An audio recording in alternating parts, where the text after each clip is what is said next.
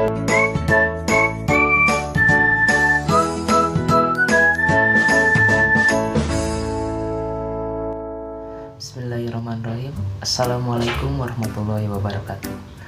Perkenalkan, nama saya Yanur Habibul Mutakin dengan NIM 118260106 dari Pendidikan Biologi semester 5C UIN Sunan Gunung Jati Bandung. Di sini saya akan menjelaskan materi tentang glikolisis. Nah, glikolisis merupakan proses pemecahan glukosa menjadi molekul yang lebih sederhana, yaitu privat disertai pembentukan ATP. Glikolisis penting dalam metabolisme karbohidrat untuk melihat di mana posisi glikolisis pada proses metabolisme karbohidrat tersebut. Nah, mari kita lihat dulu proses metabolisme karbohidrat secara garis besar. Nah, karbohidrat ini merupakan salah satu sumber energi utama tubuh di samping lemak, protein seperti nasi, roti, dan sebagainya. Merupakan karbohidrat kompleks yang akan dicerna dan diubah menjadi bentuk karbohidrat sederhana atau bisa disebut juga monosakarida. Nah, bentuk monosakarida itu banyak, tetapi untuk manusia terutama yaitu glukosa, fruktosa, dan galaktosa. Nah, lalu bagaimana sih proses tahapan glikolisis itu gitu? Nah, terdapat 10 tahapan proses yang terjadi pada glikolisis.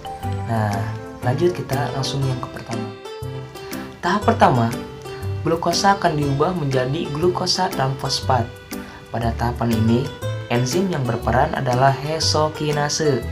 Heksokinase akan mentransfer gugus fosfat dari ATP ke glukosa sehingga menjadi glukosa 6-fosfat. Nah, disinilah ATP pertama kali digunakan. Oke, lanjut ke tahapan kedua. Glukosa 6-fosfat akan diubah menjadi fruktosa 6-fosfat. Pada tahap ini, glukosa 6-fosfat dikonversi menjadi fruktosa 6-fosfat oleh enzim fosfoglukoisomerase. Oke teman-teman, lanjut ke tahapan ketiga. Nah, yang tadi fruktosa 6-fosfat diubah menjadi fruktosa 1,6-biofosfat. Nah, enzim yang berperan adalah fosfofruktokinase. Nah, fosfofruktokinase ini akan mentransfer gugus fosfat dari ATP. Inilah tahap penggunaan ATP yang kedua. Oke teman-teman, lanjut ke tahap keempat. Nah, dalam tahap keempat ini, enzim yang berperan yaitu enzim aldolase. Nah, enzim aldolase memecah molekul fruktosa 1,6-biofosfat menjadi 2 buah gula yang memiliki 3 karbon yang berbeda, yaitu menjadi dihidroksiaseton fosfat atau bisa disingkat dengan DHAP. Lalu ada gliseraldehida 3-biofosfat atau bisa disingkat dengan G3P. Nah, oke teman-teman, lanjut ke tahap kelima. Nah, di tahap kelima ini terjadi konversi antara DHAP dan G3P, yang mana reaksi ini tidak pernah mencapai titik keseimbangan. Nah, G3P inilah yang akan digunakan pada langkah berikutnya, yaitu tahap 6. Oke, lanjut kepada tahap ke-6. G3P akan diubah menjadi 1,bifosfogliserat sebanyak 2 buah. Pada tahap ini, enzim yang berperan yaitu triose fosfat dehidrogenase. Nah, pada tahap ini terjadi 2 reaksi, yaitu reaksi pertama, ada G3P dioksidasi melalui transfer elektron NAD+ sehingga membentuk 2 buah NADH. Nah, lalu lanjut ke reaksi kedua. Nah, dengan menggunakan energi dari reaksi yang pertama tadi, 2 fosfat akan terikat pada substrat sehingga ikut berperan dalam pembentukan 1,3 bifosfogliserat. Oke teman-teman, lanjut ke tahapan ke-7. Nah, pada tahapan ke-7 ini 1,3 bifosfogliserat akan diubah menjadi 3 fosfogliserat. Pada tahap ini 2 fosfat akan ditransfer ke 2 ADP sehingga menghasilkan 2 ATP.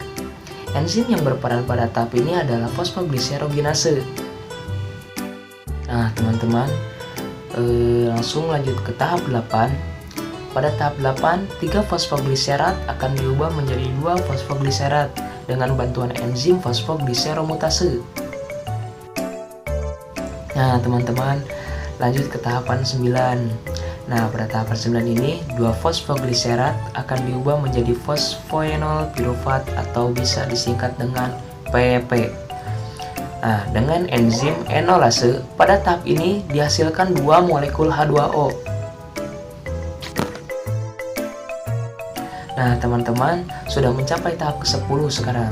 Nah, tahap ke-10 ini yaitu tahap terakhir, PP akan diubah menjadi 2 pirufat dengan bantuan enzim pirufat kinase. Nah, pada tahap ini terjadi pembentukan ATP sebanyak 2 buah yang berasal dari ADP. Nah, teman-teman, dari hasil proses glikolisis per 1 molekul glukosa adalah 2 molekul pirufat, 2 ATP, dan 2 NADH. Nah, itulah materi tentang glikolisis. Cukup sekian yang bisa saya sampaikan dan bisa saya bahas kepada teman-teman semua. Maaf bila ada kata yang salah atau dalam pembahasan ada yang kurang. Semoga kalian mengerti dengan pembahasan yang setelah saya sampaikan.